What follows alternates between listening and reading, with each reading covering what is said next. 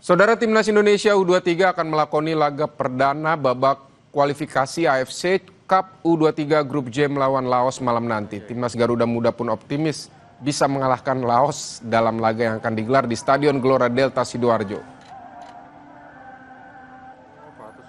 Untuk mematangkan permainan, Timnas Indonesia U23 gelar latihan di Stadion Gelora 10 November Surabaya Selasa malam. Latihan ini sebagai persiapan terakhir sebelum menghadapi Laos di laga perdana babak kualifikasi AFC Cup U23 Grup J.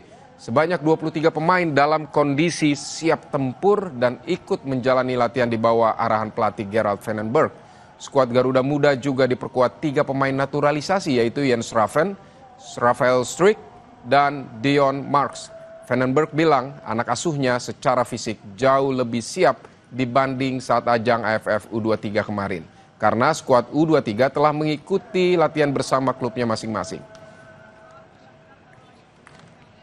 I think the condition is good from the players because we already played before and they are in training now with the club.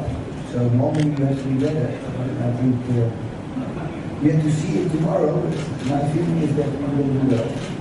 You know, I was playing before and the target is always to win. And I don't care about which play.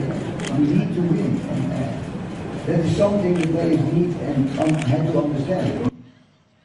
Sambil menantikan pertandingan Timnas U23 nanti malam, kami ingatkan Anda agar jangan lupa cukupi kebutuhan air mineral Anda setiap hari dan rasakan kesejukannya.